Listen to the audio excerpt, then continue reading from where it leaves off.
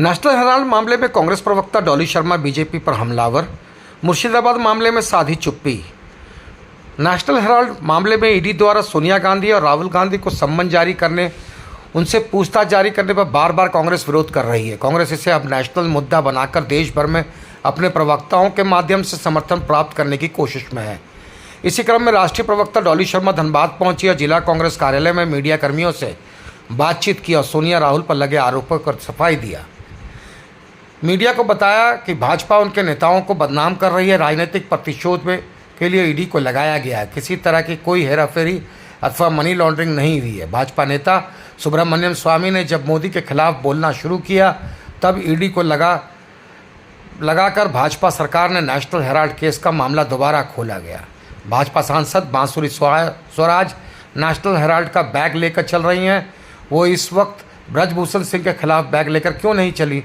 क्या भाजपा बलात्कारी बचाओ अभियान से जुड़ी थी? नेशनल हेराल्ड को मीडिया साथ दे, यह अपील डॉली शर्मा ने की।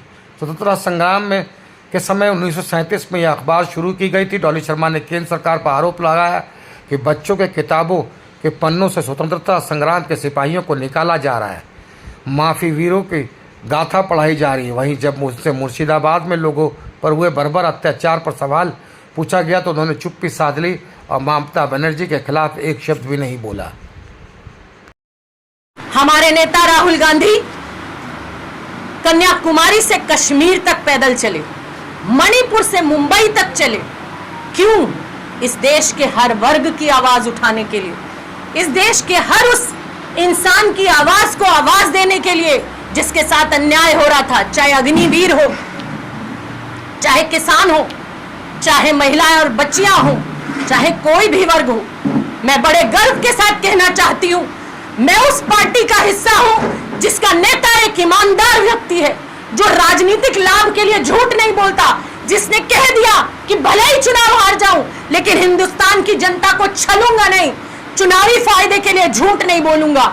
और मेरे नेता लगातार वो काम कर रहे हैं। राहुल गांधी इस देश की वो आवाज है जिससे ये भारतीय जनता पार्टी कांपती है। तब भी गांधी से कांपा करती थी अंग्रेजों की वो कुचलने वाली, हिंदुस्तान को कुचलने वाली एक रणनीति। और आज भी अंग्रेजों के मुखबर गांधी से ही कांप रहे हैं। इसीलिए लगातार कभी राहुल गांधी पर, कभी सोनिया गांधी पर, कभी प्रियंका जी के परिवार पर रोज अनर्गल टिप्पणियां करते हैं, रोज ईडी और सीबीआई के मामलों में उन्हें फंसाते हैं। लेकिन मैं कह देना चाहती हूं, आप संपत्तियों का आरोप उस परिवार पर लगा रहे हैं जिस परिवार ने अपनी संपत्तियां इस देश को दे दी।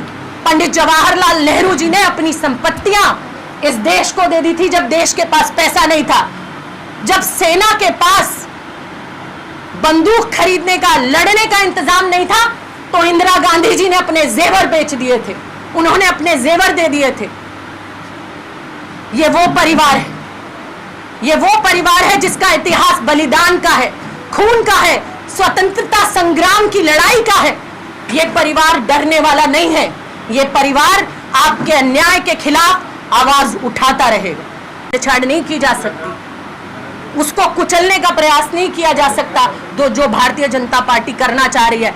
आज हमारे बच्चों के किताबों से, उनकी किताबों के पन्नों से वो स्वतंत्रता संग्राम की लड़ाई के साथ भी छेड़छाड़ अपने हिसाब से कर रहे हैं।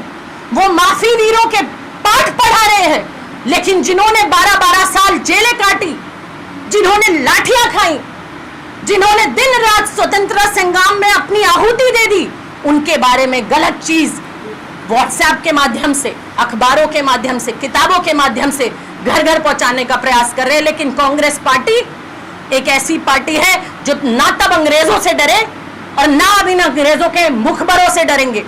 हम इस देश के किसानों की, इस देश के मजदूरों की, इस देश की महिलाओं की, इस देश के युवाओं की हम लगातार आवाज उठाते रहेंगे। हम बांसुरी स्वराज नेशनल हेराल्ड का एक बैग लेके चल रही थी।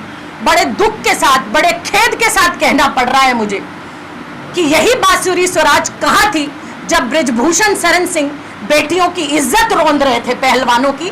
तब वो बैग लेकर क्यों नहीं चली कि बेटी बचाओ के नारे को बेटी बचाओ रहने दो, बलात्कारी बचाओ मत बनाओ, तब ये बैग हमने भाजपा की एक भी सांसद के हाथ में नहीं देखा कि एक बैग लेकर वो निकले और अपने नेताओं के खिलाफ बोले कि अगर बेटियों की इज्जत लूटी जाएगी तो भारतीय जनता पार्टी की एक भी महिला नेता आपका साथ नहीं देगी। भारतीय जनता पार्टी के हर उस नेता के खिलाफ खड़ी हो जाएगी जो इस देश की बेटियों की आबरू को लूट रहा है।